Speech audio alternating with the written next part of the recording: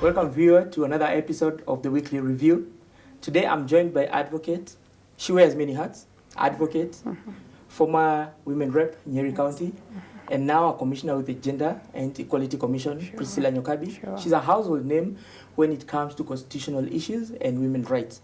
Priscilla, karibu sana. Asante. Where have you been? I've been trying to look for you. I mean, it's taken us, what, 3-4 weeks to get you? Sure. Now, I've been around following up the developments of the bill.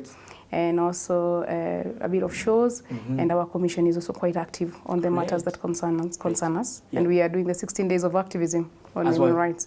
As well. Sure. So quite great. Busy. So welcome very much to the set, Priscilla. Thank you. It's our utmost pleasure having you here. Thank you. We're going to have a quick conversation around the BBI process. Yes. So Priscilla, I want to talk about the changes to the report as contained in the BBI Constitutional Amendment Bill 2020. Yes. Could you quickly just take us through what those changes are and what evidently the process of a consensus was able to gain in terms of the changes that we witnessed? Okay.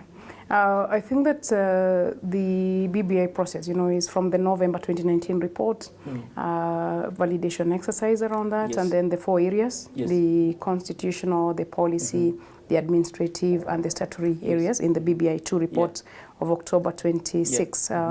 So, I mean, really rich content as far as Kenyan issues are concerned, issues of governance, issues of resources, issues of representation.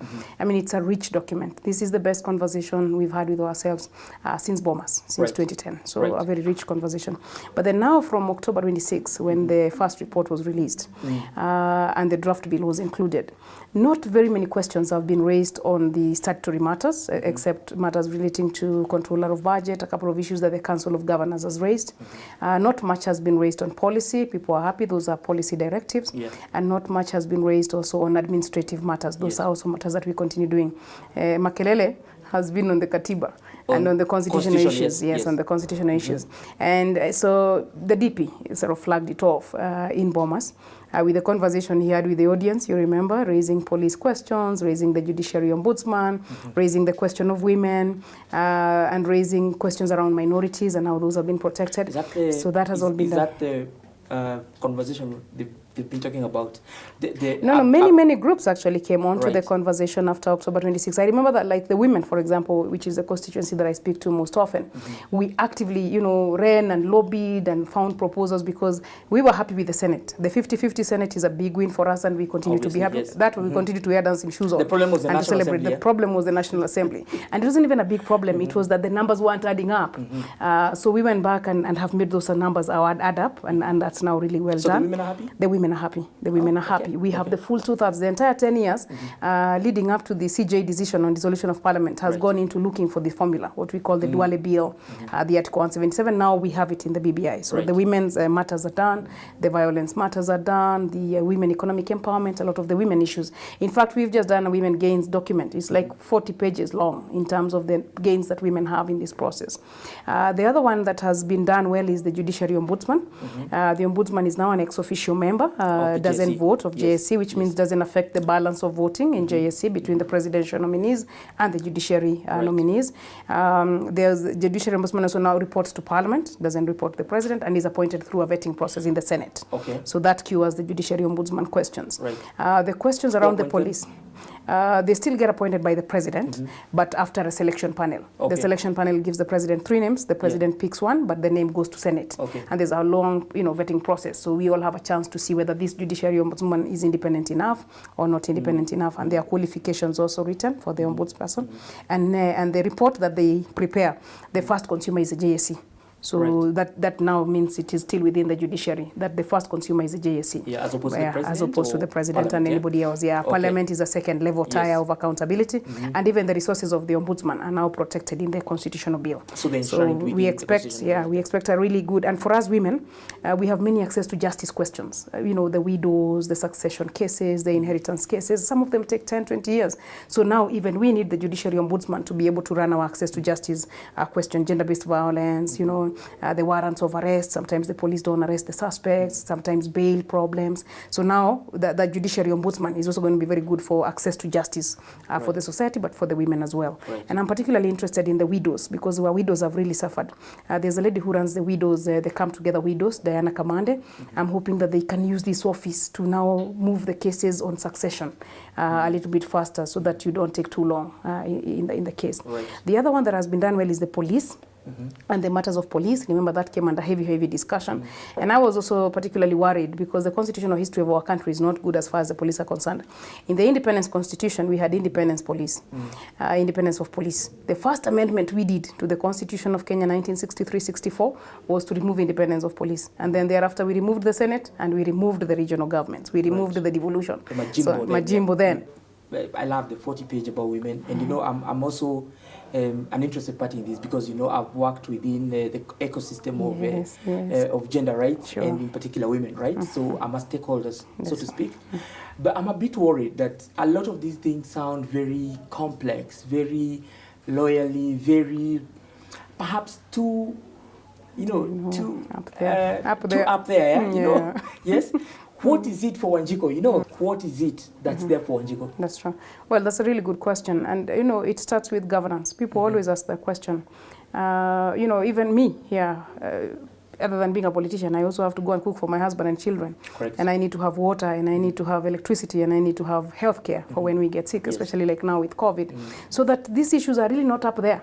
They are here. Ziko tu hapa na sisi. Don't usiwahi soma ati katiba ati ufikiri katiba iko huko Nairobi. No. Katiba is alive. Iko hapa mashinani. But the one I'm excited about most myself is Article 43. Because in the Constitution of Kenya 2010 we got the rights. Right to health care, right to housing, right to water. But it's a bit, you know, like let there be light. It really didn't say how the water was going to come, how the health was going to come. So now in the BBI, we have the country's resources in public finance, which is Chapter 12 of the Constitution. One of the priority areas of funding will now be those rights.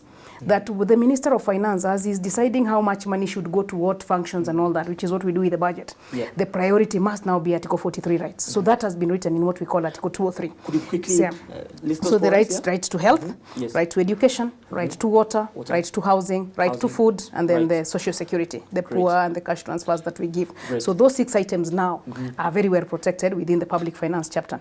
The president, every year when he's giving the State of the Nation address, he must tell us, or she, I mean, we should say he, she. We hope one day the president is going to be a woman as well. So will now, you be a candidate perhaps? I'm hoping so.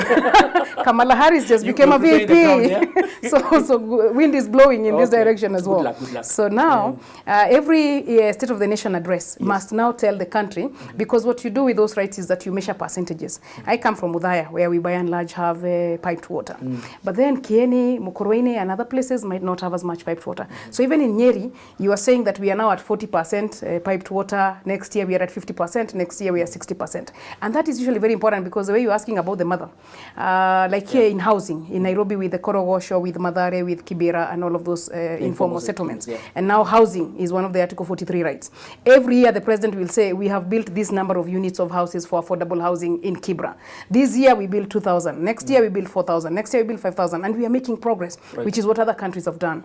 If it is water, we are hoping for 100% water connection for all of the citizens of our country. This was even a dream of 2020. So now we're in 2020 and we still don't have the water. But now we have the mechanisms every year. And every budget, we show how many more homes have we put onto water. And remember, this also goes with the fight against corruption. We also must make sure that the resources for water are actually used for water. So that is all in the BBI. And then the other thing is that in the BBI now there is a ward fund. So that now, not only do you have to wait for what is in Nairobi and what the president will say in the State of the Nation, which is also very far. Pale sasa home. Kama I keep telling you about mzee wetu wa Kenyaite. Huyo mzee wa Kenyaite, water was last there in 1984. Now he doesn't need to wait for water anymore. Their ward fund, which is about 20 million shillings in Kenya. So that in the Russia area now, they have their 20 million shillings. They can now put money into the Kenyaite water project. And I'm saying about things I know, because when we got the National Government Affirmative Action Fund, I would actually see that 7 million Kenya shillings would actually finish a dam. we put another 3 million, we're even able to distribute the water. And you know, like for us in Nyeri, the water goes by gravity because, you know, the slopes. So water is by gravity. If we just put a little resources, every home can have water. Correct. The same now for bursary, for example. I used to do bursary for about 4 million shillings in the county, and I would still manage to take a boy to Nyeri High and pay 50,000, take somebody to the university and pay 20,000, take someone to, we had a boy in Mangu, we had a girl in Alliance, and now you can imagine 5 million shillings in a ward. Now we can even train medics, we can train pilots, we can train anyone we want to train. And we can stop this habit of giving 2,000 shillings per student. Now, if day school, you need to give about 10, 20,000 shillings so that the child can stay in school for the whole year. We can now do that with the bursary. We can do, if like, and I feel very sad myself, even at home there, when a student gets like 400 marks, is invited to join Alliance, but cannot join Alliance, now has to join the day school. And the day school at home doesn't have a laboratory. So now the boy who goes to the day school cannot get the marks for university because of the services. Now we can build our laboratory. So it becomes a chain. Now we can do with the ward fund. And just the last one, because I don't want to forget this one. There's a ward in our place that doesn't have a health center. We talk about the River. Now they can build their health center. We have another ward, Kanjuri. They started maternity in 1975. They have never finished it. Now they can finish. You have a small road going up to the maternity hospital. You can now build that road. 20 million is quite some money every financial year. And what I would be urging our people is that we do a project from the beginning to completion. We don't share the money too much, because if you share the money too much now, you can't finish the project. Priscilla, and those are beautiful things actually. How is it that Kenyans don't know about these things? Why is it that Wanjiku keeps asking what's in it for me in the document when you've enumerated the things that affect them? So where have you hidden that in the report? Where is it hidden? It is in the report. It is in the report, and I think it will continue coming out. I think the flyers need to come out more, the online, the media engagements, the vernacular media, the radio stations, because people really know about the Constitution of Kenya 2010. I remember when it was passing, even my grandmother, who was then about 100 years, she knew that Katiba, you know, Katiba yenu, Katiba inapita. Yeah, we already. It was read to us, I think, in churches. It was, we had the public barazas, which organized perhaps by the... That's exactly what the BBI should also do. We had the town halls. So we had the special groups. So, for example, women took a retreat. They met the women leadership, and then they cascaded that down. I've just not seen that level of engagement. No, it will come, because I think that we need to use the church more, which is where we did a lot of our civic education before. We also need to use our schools, but then now with COVID, we also have to use a lot more online SMSs and, you know, sort of methods of passing information that are no longer as physical as we had before. But the town halls are also going to come for the opinion leaders, because like even in our villages we have, kuna ule mzee anajuanga mambo. Sasa huyo mzee anajuanga mambo, kwanza ajue hii mambo ndio pia akifika kule mashinani aweze kusambaza. We have some two shops. As guys, our buroti is called Yadhenge. That kaburoti, if you go, there is a shop we call ya chai inaitwa ya Kanyoi, inaitwa Henry. So now Kanyoi should have a copy of the bill, Kanyoi, so that when the people who go there are all bright or something. No, Kanyoi I think is Henry, you know, Kikuyu land. But that is a place where people go to take tea, kukula gumzo after kahawa, kukula gumzo after kazi za ng'ombe. So in those gumzos now, and even gumzo mtaani, it should now be gumzo around what are the good things that are coming with the BBI, and especially what are we going to do with the resources that are going to come down. We are going to be a big lesson for the rest of Africa. And CDF, remember, is also protected. So we have both the CDF, but then also the World Fund. Priscilla, I mean, we've had, and I'm sure you've also heard about this, a lot of people calling into question the legitimacy of the BBI process. So either they would say they were not consulted, their views were not taken on board, perhaps they made presentations to the steering committee or the task force, and then they say, no, but how could to skiza? Then, of course, you know, there's also this other group, and a few of them also belong to the former, who are saying, let's have a consensus, let's have a national conversation, let this not be a yes or no, let it not be a contested referendum. Do we still have an opportunity to have a consensus? Do we have an opportunity to still have this national conversation that is alluded to? What happens is we've had 2 years of national conversation. We are now into the legal process. So the promoters now pick the signatures, and the promoters also prepare the draft bill. So what has happened to our country is we have so many issues to put on the table that you can't put all of them at the same time. So this is like the first batch of issues to go in, but it doesn't stop us. I mean, Parliament continues to work, other institutions continue to work, our county assemblies continue to work, our government continues to work, our Minister of Justice, you know, Ministry, the Attorney General and the Department of Justice. Yes. So this is only a first batch. So Right. that would just be the understanding that we may not have been able to resolve all the issues at this particular time. In any case, what you do is the set that has received consensus. There is not all the issues that we got consensus on. Right. So the set that we have consensus on, we move with that, and then in future, like even for we in the women rights movement, there are things that we would have wanted in the document on women issues, for example, inclusion in the executive, which we don't have. But when the women come to Senate, they are also coming to work. Can now the people and the leaders who come also take up other duties that need to be done. I'm particularly sad myself about the Health Service Commission, and I, have been hoping that within the consensus that can find space. But even if it doesn't find space, it does mean that when the Senate comes, when Parliament comes, and the Health Service Commission is still necessary, you are not stopped from bringing constitutional amendments even after. I saw an article you wrote a while back, very compelling on the Health Service Commission. What's the status of that in the? It is a statutory commission now, and what has actually happened with our growth of law, in fact, many bodies have started out as statutory bodies. The Kenya National Commission on Human Rights started out as a statutory body. Right. Our own National Gender and Equality Commission started out as a statutory body. So it is indeed possible to start as a statutory body and then along the way grow into a constitutional body. So there is no harm. So it is there. It is just that we wanted to start right with the constitution, but then didn't make it for the constitution. So, I mean, not many. We have many. I've just told you about my own commission was a National Gender and Development by statute. The Human Rights Commission was by statute. IPOA, Independent Policing Oversight, has been by statute. There was an attempt to make it constitutional, but then, with the questions on police, it didn't feature in the bill. So even the Health Service Commission, it is there in statute. So what I was hoping that the medics was going to do is we strengthen that one in statute. It starts to play its role, and if there are any difficulties that still need constitutional protection, then the journey has started. So that should be done. Great, well articulated. Now, you wear many hats. Sure. What do the youth have to look forward to? Bearing in mind how important that question has become, and also bearing in mind how important it will be going forward in terms of any national conversation we have, be that at elections, be that at a fiscal policy level. How do you feel the youth have been looked after in the bill? I think they have been looked after, in sort of a big way. And, the youth question is not just in Kenya. It's a big international problem as well. In fact, part of my own hope is that the strategies that the women's movement has used are the strategies that the youth movement uses. Because now in the women's movement, because not very long ago, human rights were not women rights. Until Beijing, and then until the UN, CEDAW, we have a convention now by the UN. We have the Maputo Protocol by the African heads of states and governments. So we need the youth to develop in the same way. We need a UN convention on young people. We need an African Union. We do have a declaration around youth, but not a binding protocol and a binding agreement. So there's a whole lot of growth that still needs to happen. But here in Kenya now, we're going to have a youth commission. That looks at those matters and even picks up what we have in Article 55. Remember, the youth rights were also enshrined in the Constitution of Kenya 2010, but not much has happened in terms of implementing. Now there is a youth commission to just handle that Article 55 rights, and there's a youth commission to look at matters of job creation. And to do it as a 24/7 job. Is a full commission. In fact, this is not even like the health one. This is a full constitutional commission, and I'm excited because it is equal representation for both genders, so young men and young women. And then has two older people. The youth are 4, and then because you always need intergenerational knowledge sharing, and there's a lot of other lessons that they can draw from the past.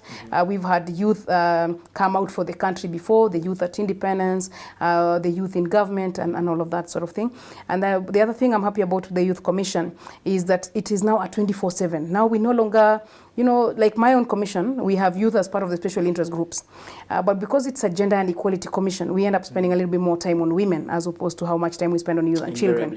Now, we have a commission that 24/7 inafikiria tu mambo za youth. Don't do anything else.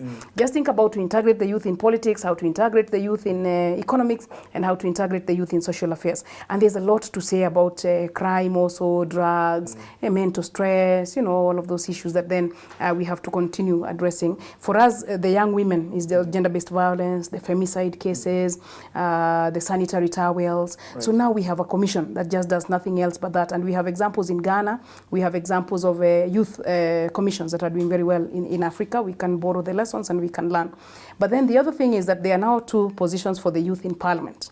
In the National Assembly, 1 young man and 1 young woman. So that also should help. I loved the work Sakaja did as the member for the youth. I joined Parliament myself at 34. And I had thought actually I was going to be a youth member until I went to Parliament and found youth who have a space, jamani. I quickly became a woman. I said, wachana na youth maneno.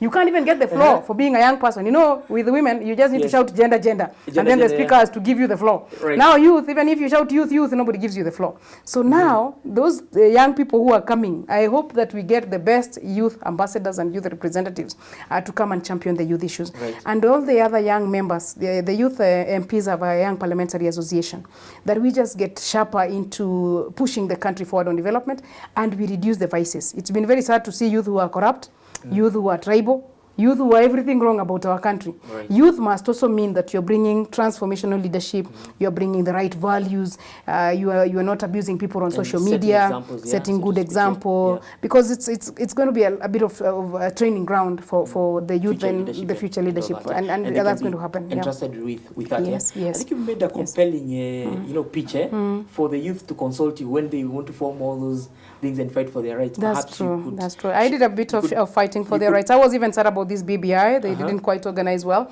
In fact, what we can say is that largely the older members of society have given the youth part of their rights. There's a bit of organization that needs to happen. Quickly, persons living with disabilities, what do you feel is in it for them?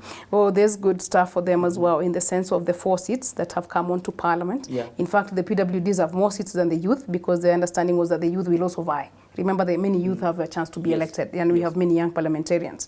But then the persons with disability, because of the difficulties of the electoral process, they have 4 seats. 2 women with a disability and 2 men with a disability. That's one of the changes, right? That's one of the changes of the consensus. Yes. The bill, yes, sure. Okay. Now they have 4 guaranteed seats. In fact, these ones are not even up for bidding. They are not like top up.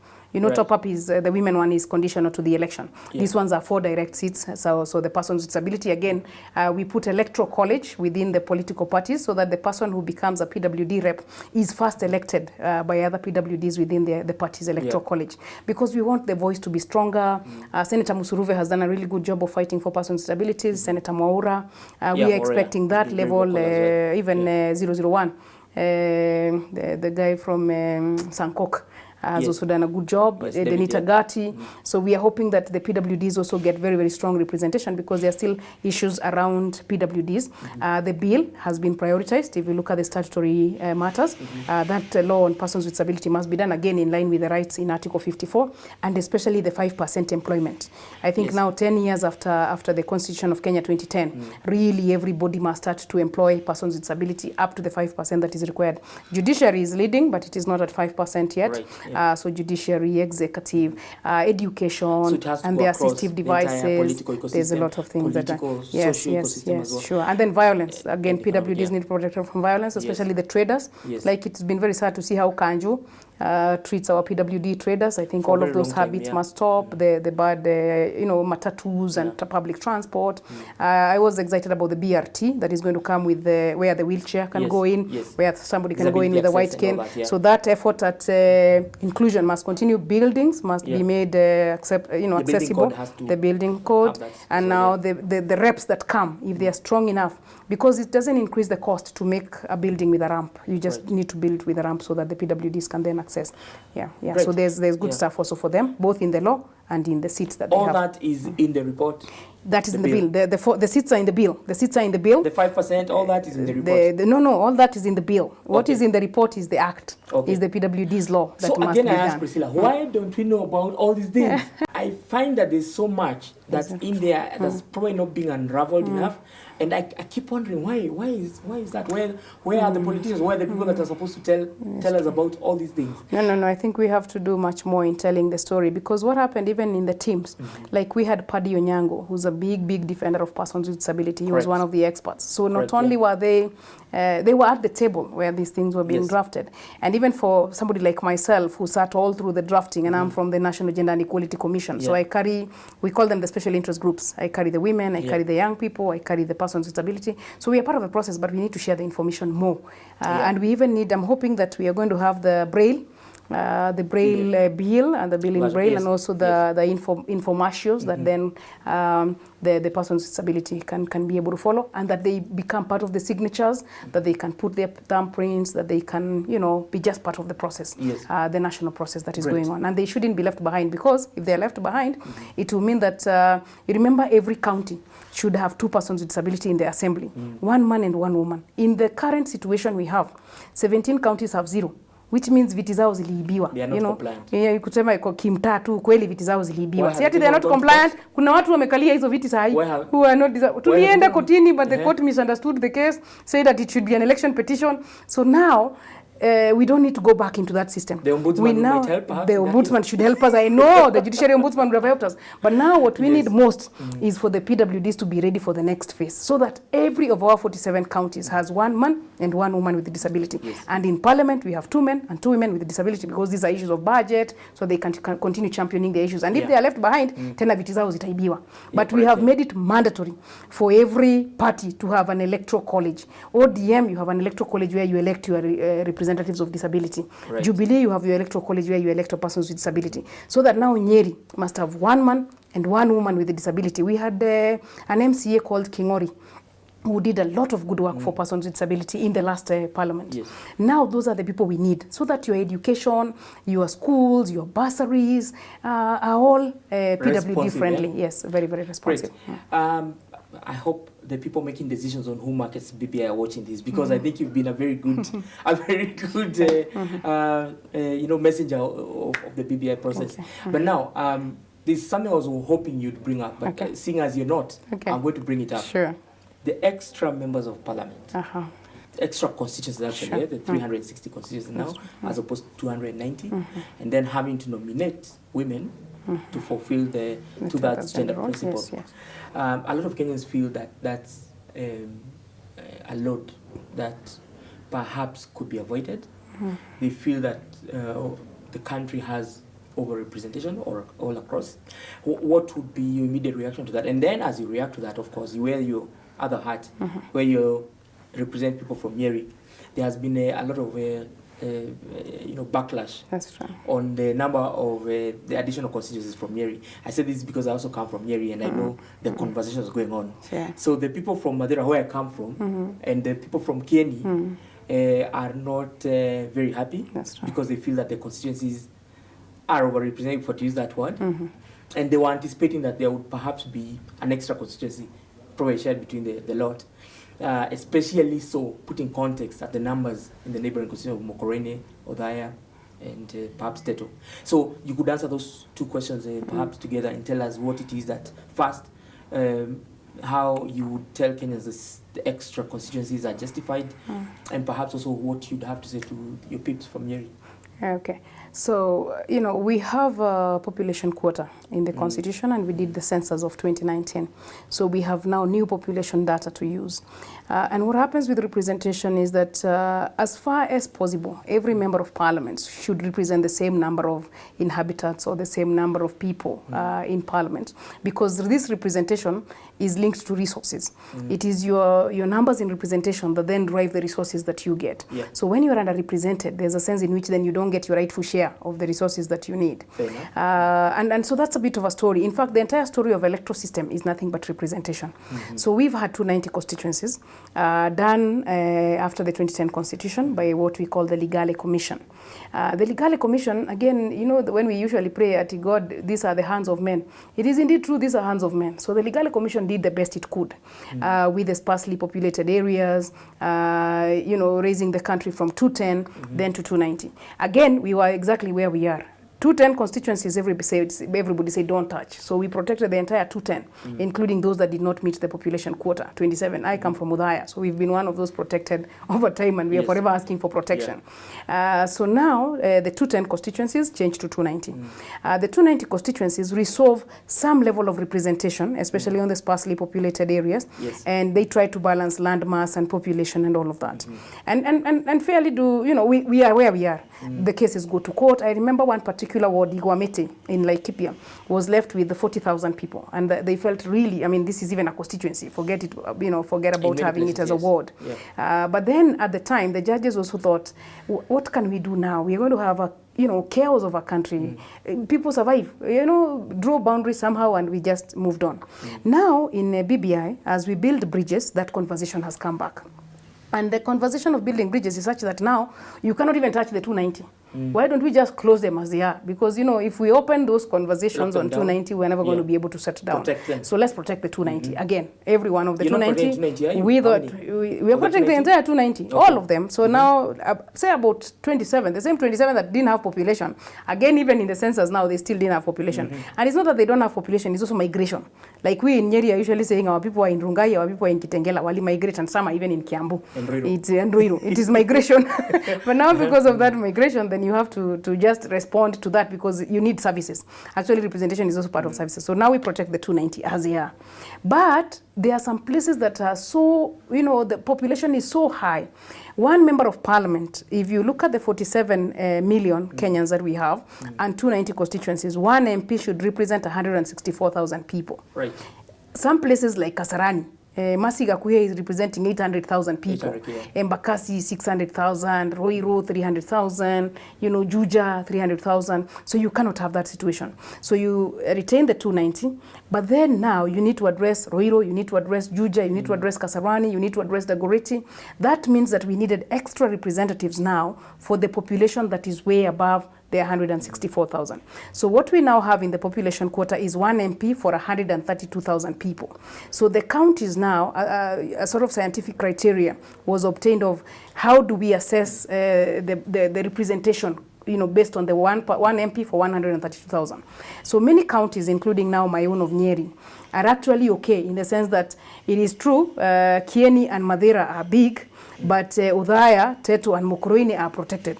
So for our 6 members of parliament, each of them is representing just close to 132,000 people.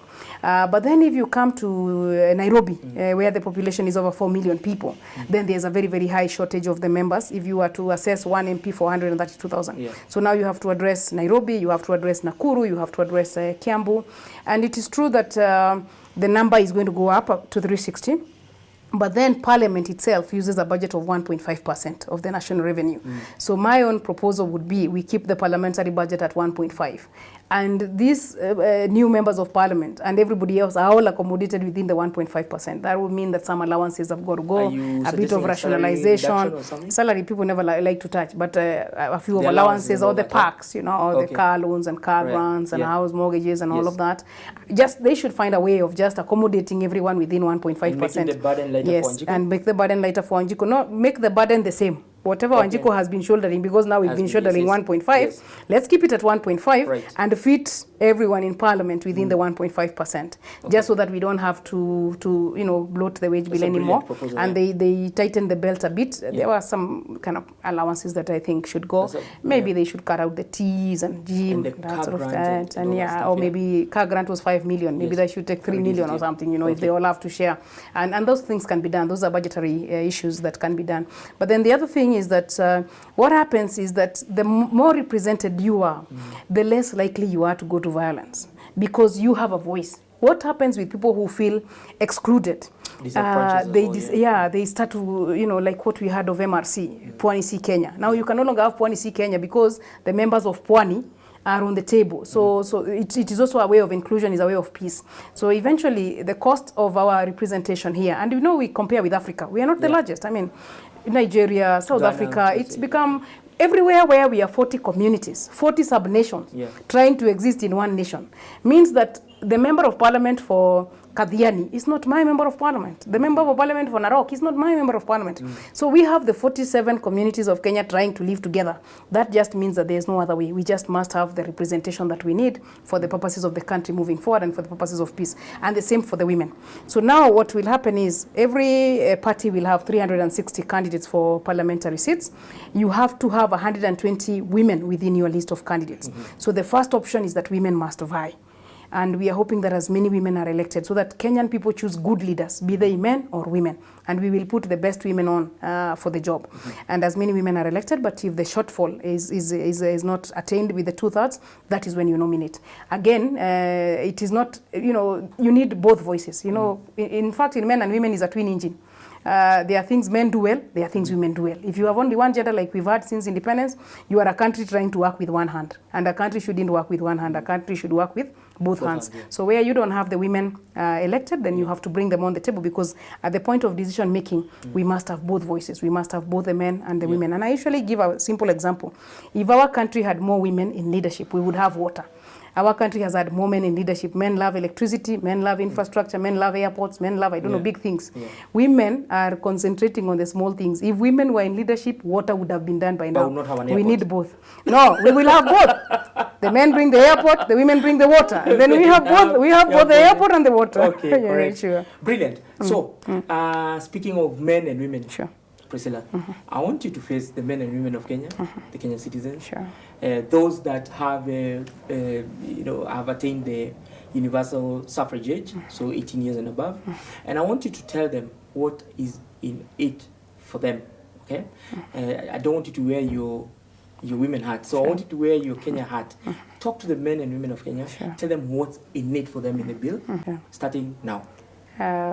I want to speak to the men and women of our country, be they old, be they young, especially those who are of voting age, and tell them that the BBI is really one of the best things that has happened to our country in a long time. The Constitution of Kenya 2010 is a good document, but having used it in 2 elections, in 2013 and 2017, it is now time to tighten some of the aspects and to also make some of the gains tangible. Like for us women, it is time to put for the rights of the women in our hands. So this BBI is a document of stability, is a document of peace, is a document of progress, and is a document of development, and is a document of resources. We want resources down to where we can interact with those resources. I would ask everyone who follows this program to really sign for the bill, the constitutional bill, and also prepare to vote for it in the referendum. And this is really going to be a good thing. A lot of consultation has gone into it. We are going to see a country that was developing with the county governments at 15%, double that level of development with 35%. A lot of the money coming on is going to go to development. Our country will achieve even higher standards of development than what we have seen, and our people's life will actually get higher. The BBI is a good process. The BBI is a good document. Many other people watakuwa wanakuja kukopi hii BBI. Na hii BBI itupatie the first constitutional amendments ambazo zinafanya katiba ya 2010 hata iwe stronger. Hii katiba itakuwa the best in Africa, and we are hoping that our country will see stability and peace. Thank you. Brilliant. Thank you, Priscilla. It's been an absolute pleasure having you here. I hope we won't have to look for you as much as we did, Next time we want you to come and continue unraveling for us the gains for the women, for the youth, persons with disabilities, the gain for the people of Kenya, and also trying to take us through the highlights of what perhaps changed between the report and the bill. So we hope that we'll have a lengthier conversation next time. Sure. Thank you so much for coming. Thank you too. Thank you. And good luck in 2022. I've heard something about the presidency. Is that... No, not for now. Now I just want to go back to Njiiri. Brilliant. Back to Njiiri is what Mheshimiwa Priscilla Nyokabi tells us. She's spoken about development. I think she's mentioned that word about 20 times. Have you read the bill? We kept asking, have you read the report? Now we're talking about a bill. Read it, and if you like it, sign for it. Ladies and gentlemen, it's been an absolute pleasure talking to you again this week. I'll see you same time next week. My name is Alex Njiiri. This was the Weekly Review.